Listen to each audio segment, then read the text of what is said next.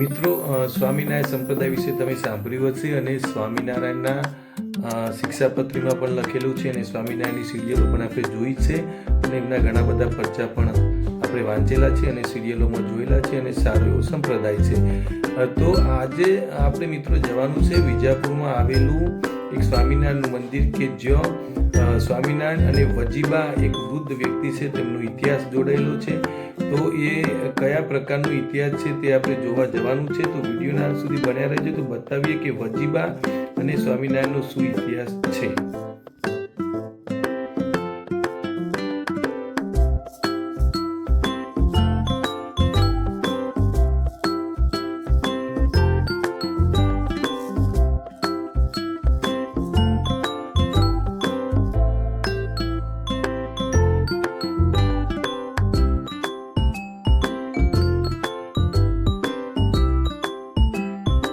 મિત્રો જુઓ, આ સ્વામિનારાયણ જે વજીબા સ્મૃતિ મંદિર છે તે આ પ્રકારે દરવાજામાંથી પેસતા પ્રથમ આ પ્રકારનું લોકેશન જોવા મળે છે. અહીંયા હનુમાન દાદા તમે જોઈ શકો છો અને ત્યારબાદ આ પ્રકારે અહીંનું બાંધકામ છે વજીબા સ્મૃતિ મંદિર અને અહીંયા આ પ્રકારના લેખ પણ એનો ઇતિહાસ પણ મિત્રો લખેલો છે અને સ્પષ્ટ લખ્યું છે કે શ્રી હરિ વિજાપુરમાં 11 વાર પધાર્યા છે. તો મિત્રો આ છે સ્વામિનારાયણની સંપ્રદાયની ગાથા ગાતું અને એમના પરચાની ગાથા ગાતું એક સરસ મજાનું મંદિર. મિત્રો જુઓ, અહીંયા દાખલ થતા પહેલા આ જે તુલસી પણ તમે જોઈ શકો છો. અહીંયા ભગવાને જે પરચો પૂર્યો હતો એ પરચો મિત્રો તમે જોઈ શકો છો. તો આ પ્રકારે આખું જ મંદિર છે વજીબા સ્મૃતિ મંદિર.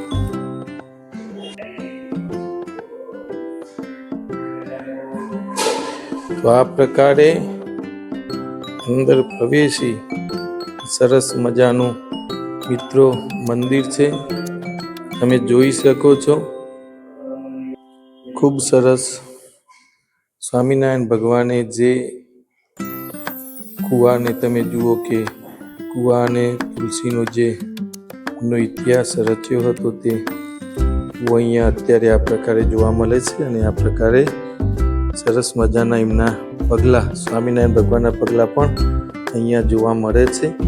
અને મિત્રો જુઓ, આ પણ અહીંયા મૂકેલું છે અને એમની જ આખી ગાથા દર્શાવતા ફોટા પણ અહીંયા લખેલા છે. મિત્રો જુઓ, અહીંયા લખ્યું છે ચરણ ચાપી પીપરો ચલાવ્યો રે લોલ.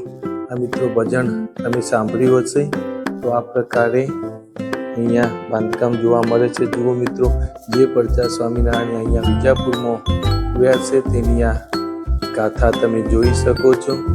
વિજાપુરમાં વજીબાના આંગણામાં રહેલું પીપરો તથા તુલસી ક્યારાને કુવા કાંઠેથી દૂર કરી આપે તો જ હું સ્વામિનારાયણ ભગવાનને માનું એમ પડકાર ફેંકતો વિસનગરનો દ્વેષી સુબો. આ એમનું પોસ્ટર છે મિત્રો. અને આ પ્રકારે અહીંયા તમે બીજું પોસ્ટર પણ જોઈ શકો છો. આ સ્વામિનારાયણ ભગવાનના પરચાની આખી જ હિસ્ટ્રી એની અંદર બધી લખેલી છે. અહીંયા પણ તમે એક પોસ્ટર જોઈ શકો છો મિત્રો. જો ગામના પાદરે બેઠેલા શ્રી હરિ માટે સુંદર થાળ લાવતા વજીબા. તો એક વજીબાનો ઇતિહાસ સ્વામિનારાયણ સાથે જોડાયેલો છે. જુઓ મિત્રો, અહીંયા પણ ભત્રીજાના લગ્નનો ભરેલો ગોત્રીજો મૂકી મહારાજના દર્શને આવતા વજીબા. તો આ પ્રકારે અહીંયા સરસ મજાનું ચિત્રો મૂકી અને લખેલું છે. મિત્રો જુઓ, આ પણ અંદર જેતલપુરની સભાની વાત અહીંયા વજીબાની લખેલી છે. તો આ પ્રકારે મિત્રો આખું જ મંદિર સ્વામિનારાયણનું અહીંયા બનાવવામાં આવ્યું છે. જુઓ મિત્રો, આ આખું જ મંદિર છે અને અહીંયા બહાર તુલસી પણ તમે જોઈ શકો છો. તો મિત્રો, આ મંદિરનો શું ઇતિહાસ છે અને વજીબા સાથે કેવી રીતે જોડાયેલો છે એ બાબતે આપણે ચર્ચા કરીશું. અહીંના જે પૂજારી છે એમની સાથે આપણે વાતચીત કરીએ. તો એ કયા બાબતે આ મંદિર બન્યું અને લગભગ આ મંદિર સાથે કયા પ્રકારનો સ્વામિનારાયણ ભગવાનનો ઇતિહાસ જોડાયેલો છે. તો શ્રી મહારાજને બોલો મહારાજ. મહારાજ એમ કે નિષ્ઠા પાકી છે કે નહીં લઈ પૂરેપૂરો ખ્યાલ કરવા ઓલે મહારાજ બાવાના વિશ્વ એટલે એક બ્રહ્મચારી બંને સાથે અહીંયા પધારેલા સ્વર્ણનાથ નાઈમ. જે સ્વર્ણનાથ નાઈમે અહીંયા આવી મહારાજે અહીંયા એમના મજીબાના ત્યાં તારું માટે પૂછ્યું એટલે મજીબા કે હું અહીંયા બાવા ઉતારોને કોઈ પણ જાતનો ઉતારો આપતી નથી અને કે બાવા કે અમે ક્યાં ઉતારો લઈને બનાવીને જમશું, અમારે જમવા લે તો કોઈ સાધન ના હોય. વજીવા કે ભાઈ તાર તમે અહીંથી જાઓ પછી તમે ત્યાં પડી રહેજો પણ મારે તો કોઈના આપતી નથી. પણ પછી બહુ મહારાજે એમને કહ્યું કે બા અમે અત્યારે ક્યાં છીએ તો વજીવાના પછી થોડું મનમાં એમ થયું તો કે સારું તો અહીંયા રહો પછી પણ એમ કે અમને કંઈક ખાવાનું હોય તો આપો. વજીવા કે અત્યારે મારા ઘેર કોઈ ખાવાની વસ્તુ છે નહીં. પણ પછી મહારાજે અંતરને એમ કંઈક કહ્યું કે તારા ઘરમાં એમ કહે પોતાનામાં ડબ્બો છે 18 લાડુ એવી કંઈક એ લાડુમાં એમને જમાડા. જીવાનું થોડું અંતરમાં એમ થયું કે સારું કંઈક આમ મહારાજ ભાવો છે પણ કંઈક અંતર્જ્ઞાની છે. તો પછી એમને એમાંથી લાડુ મહારાજને જમાડ્યા. પછી મહારાજ લાડુ જમ્યા. પછી મહારાજ જમીન પછી કે કથાના ભાઈ અમને અહીંયા લેવાઓ લે કોઈ વ્યવસ્થા મેં રાવ એમ કે તાને અહીંયા પડ્યા રહો તમે આ બાજુમાં. પછી મહારાજ કે હા પણ પછી મહારાજ કે અમે એમ કે મને એમ કે ધોજો કે ખાટલો હોય તો આપને અમારે એમ કે નીચે સોયરો હતો આવતો નથી. તો પછી કે અહીંયા અમારે ત્યાં ધોજો ખાટલો કંઈ ના હોય.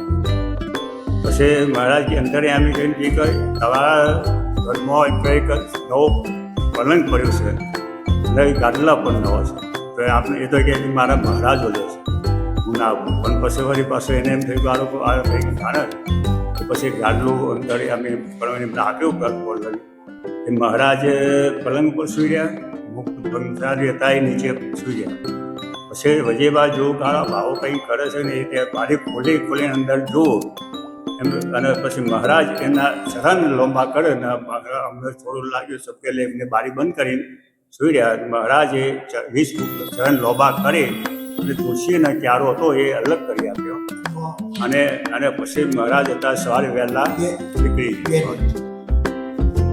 જ્યારે મહારાજ સથવારાભાઈએ એમને રાતે વાસો આલ્યો. પહેલાં તો કે ભાઈ ડોસી મને જમાડતો એટલે ડોસી કે મારે તો કંઈ છે જ નહીં કહો તો કે તારા ઘરની અંદર લાડુ છે તો લાડુ તો જમાડતું દીકરીમાં ભર્યા છે ને. પછી જ્યારે ઊંઘવાનો સમય આવ્યો તારે કે મને તમે ઊંઘાડો. એના પૂછા ખાટલો પડ્યો છે અંદર નવો. પછી ને એમ થયું કે હાલો તારે કોઈ જાણકાર હશે એમ જો ને એવી રીતે ખાટલો આવ્યો. પછી પેપડો હતો ડોશીને દરરોજ ઓટા મારવા પડતા હતા પેપડાના ક્યારાના ઓટા મારવા પડી ને એ તો ઓટા મારતા હતા એટલે એને નડતો હતો બધોને.